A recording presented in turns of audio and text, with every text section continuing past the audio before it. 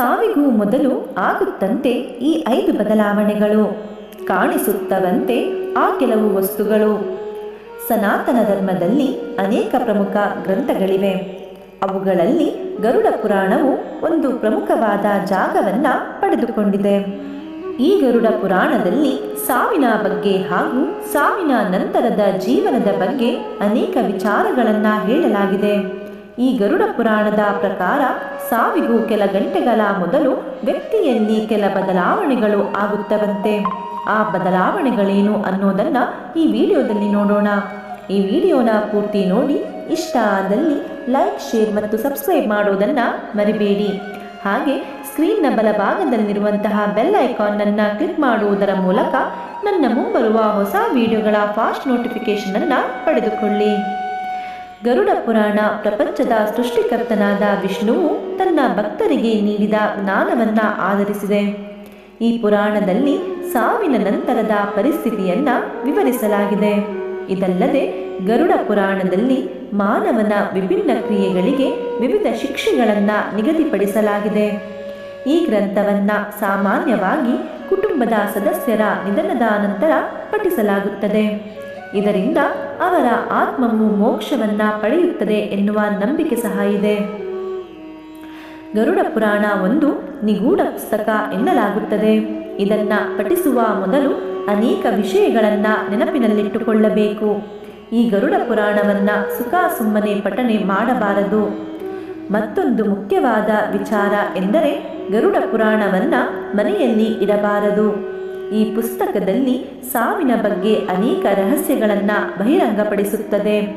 ಇದರ ಪ್ರಕಾರ ಸಾವಿಗೂ ಮೊದಲು ವ್ಯಕ್ತಿಯ ಜೀವನದಲ್ಲಿ ಅನೇಕ ಬದಲಾವಣೆಗಳು ಆಗುತ್ತವೆ.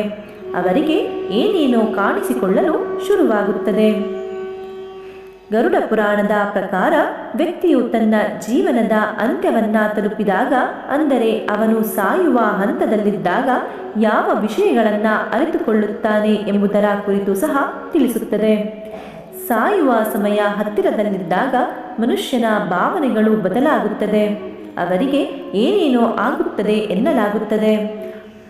ಹಾಗಾದರೆ ಸಾವು ಸಮೀಪವಿದ್ದಾಗ ಜೀವನದಲ್ಲಿ ಯಾವೆಲ್ಲ ಬದಲಾವಣೆ ಆಗುತ್ತದೆ ಹಾಗೂ ಯಾವ ವಸ್ತುಗಳು ಕಾಣಿಸುತ್ತದೆ ಅನ್ನೋದನ್ನು ಈಗ ತಿಳಿಯೋಣ. ಗರುಡ ಪುರಾಣದ ಪ್ರಕಾರ ಸಾವು ಹತ್ತಿರದಲ್ಲಿ ಇದ್ದಾಗ ಸಾವನ್ನಪ್ಪಿರುವ ನಮ್ಮ ಹಿರಿಯರು ಕಾಡುತ್ತಾರೆ.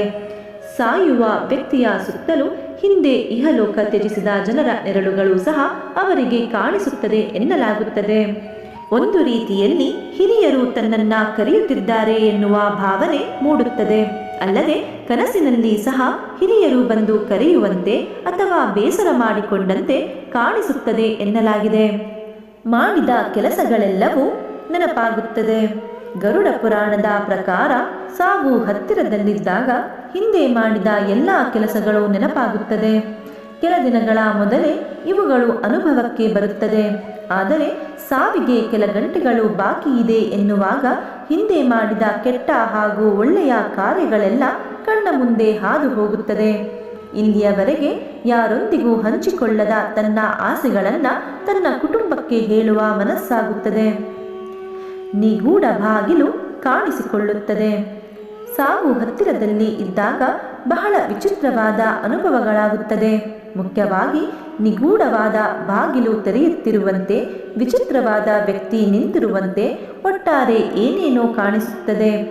ಬಾಗಿಲಿನಿಂದ ಜ್ವಾಲೆಗಳು ಹೊರಬರಬಹುದು ಅಥವಾ ದೊಡ್ಡ ಬೆಳಕಿನ ಕಿರಣಗಳು ಕಾಣಿಸುವುದು. ಹೀಗೆ ಒಂಥರ ವಿಚಿತ್ರವಾದ ಘಟನೆಗಳು ಕಾಣಿಸುತ್ತದೆ. ಈ ವಿಚಾರ ಅನೇಕರಿಗೆ ಗೊತ್ತಿದೆ. ಸಾವು ಬಹಳ ಹತ್ತಿರವಿದ್ದಾಗ ಯಾವುದೇ ಸಂದರ್ಭದಲ್ಲೂ ನಮ್ಮ ನೆರಳು ನಮಗೆ ಕಾಣಿಸುವುದಿಲ್ಲ. ಅದರಲ್ಲೂ ಮುಖ್ಯವಾಗಿ ನೀರು, ಗಾಜು, ತುಪ್ಪ ಅಥವಾ ಎಣ್ಣೆಯಲ್ಲಿ ತನ್ನ ಪ್ರತಿಬಿಂಬವನ್ನು ನೋಡಲು ಆಗುವುದಿಲ್ಲ. ಹಾಗಾಗಿಯೇ ಹಿರಿಯರು ಹೇಳಿರುವುದು ಸಾವು ಹತ್ತಿರವಿದ್ದರೆ ನೆರಳು ಕೂಡ ಹಿಂದೆ ಬರುವುದಿಲ್ಲ ಎಂದು. ಯಮದೂತರು ಕಾಣಿಸಿಕೊಳ್ಳುತ್ತಾರಂತೆ.